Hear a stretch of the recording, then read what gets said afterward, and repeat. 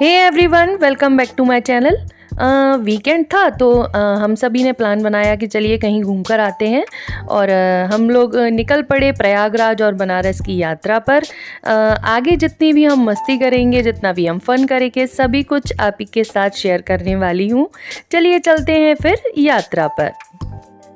और यहाँ पर हमारी जो ट्रेन है बिल्कुल टाइम टू टाइम आ चुकी थी और ट्रेन के अंदर भी हमारे बच्चों ने ढेर सारी मस्ती की। अच्छा, आप बताइए। बहुत अच्छा लग रहा है। उसको मालूम ही नहीं होगा। आप बताओ। आप बताओ। कर रहे हैं। और यहाँ पर जो हमारी ट्रेन है बिल्कुल टाइम टू टाइम चली और टाइम टू टाइम पहुँच भी गई। चलिए अब ढूंढते हैं एक अपने अंडर बजट में होटल। उससे पहले कर लेते हैं थोड़ी सी पेट पूजा।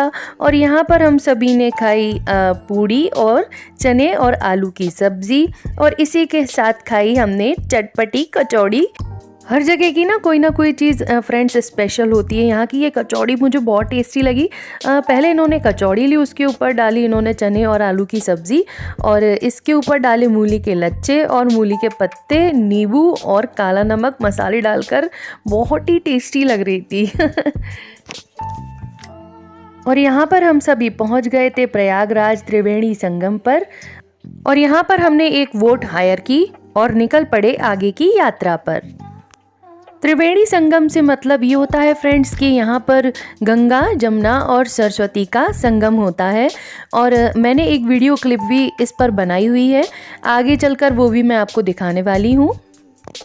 कहते हैं और ऐसी मान्यता है कि जब सागर मंथन हुआ तब विष्णु जी के पास जो अमृत कलश था उसकी कुछ बूंदें 4 जगहों पर गिरी और वो जगहें जो हैं बहुत ही ज़्यादा पवित्र हो गई। प्रयागराज, नासिक, उज्जैन और हरिद्वार। इसी कारण यहाँ की जो स्थली है इसे बहुत ही पवित्र माना जाता है। और साथ ही 12 सालों में यहाँ पर कुंभ लगता है जिसे हम महाकुंभ भी कहते हैं। कहते भी हैं और ऐसी मान्यता भी है फ्रेंड्स कि जब राम जी और रावण का युद्ध हुआ था तब हनुमान जी ने प्रयागराज में विश्राम भी किया था।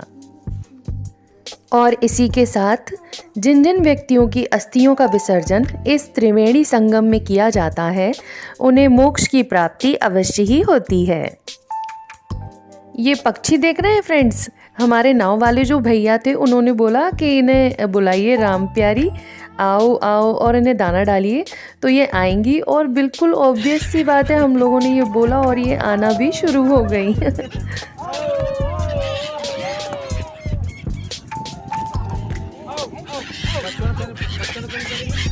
ये लीजिए फ्रेंड्स, यही है त्रिवेणी संगम। यहाँ पर आपको हरे कलर का पानी और नीले कलर का हल्का पर्पल कलर का पानी दिख रहा होगा और जो सफ़ेद कलर का पानी है ना फ्रेंड्स वो अदृश्य रहता है। इसे ही हम गंगा, जमुना, सरस्वती संगम त्रिवेणी कहते हैं। और इसी के साथ हम सभी ने त्रिवेणी संगम में स्नान कर लिया था और हम सभी निकल पड़े आगे की यात्रा के लिए।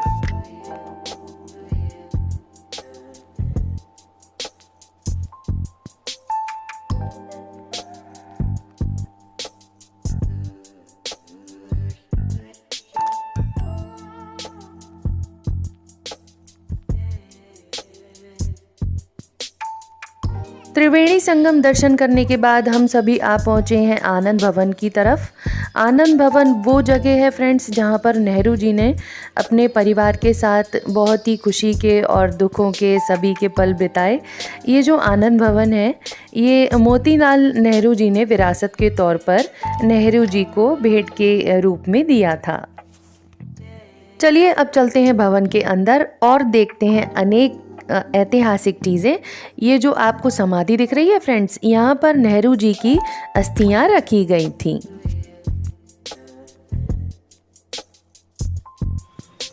और चलिए अब चलते हैं भवन के अंदर। और जैसे ही हमने भवन में प्रवेश किया, सामने बैठे हुए थे 2 गार्ड जिन्होंने कहा कि मोबाइल तो ले जाना अलाउड है बट सारे जो काम है वो आप शांति से करें। ये है नेहरू जी का अध्ययन कक्ष जहाँ पर वे अध्ययन किया करते थे। ये देखिए सारी चीज़ों को किस तरीके से मैनेज करके रखा हुआ है। बहुत ही सही लग रहा था देखने में और नॉलेजेबल भी था कि भाई जो पुराने लोग थे अपनी चीज़ों को कितना सहेज कर रखते थे।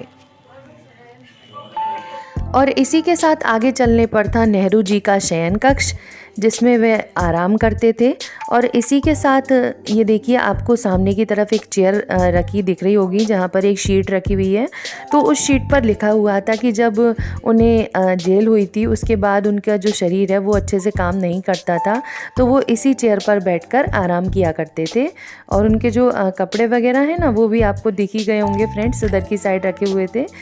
चलिए अब चलते हैं आगे, और आगे की साइड का जो व्यू है वो भी मैंने थोड़ा सा कैप्चर किया। ये जो गार्डन है ना फ्रेंड्स, बहुत ही बड़ा था और बहुत ही सही लग रहा था दिखने में। पुराने ज़माने की जो ऐतिहासिक चीज़ें हैं कितनी सही लगती हैं दिखने में और कितनी मजबूत भी होती हैं। ये देखिए यहाँ की जो ये देखिए, आप लोगों को दिख ही रहा होगा कि इनकी जो कंडीशन है कितनी सही है। और अभी अगर हम कुछ भी बनाते हैं तो वो कितनी जल्दी पुराना सा लगने लगता है। और पुराने ज़माने की चीज़ों की तो बात ही निराली थी और बात ही अलग थी। भवन से थोड़ा आगे की दूर चलने पर हमें दिखा एक मिसाइल का नमूना, जिस पर लिखा भी हुआ था भारत। और हमें बहुत ही गर्व महसूस होता है, we are very proud to be Indian, कि हम सब भारतीय हैं।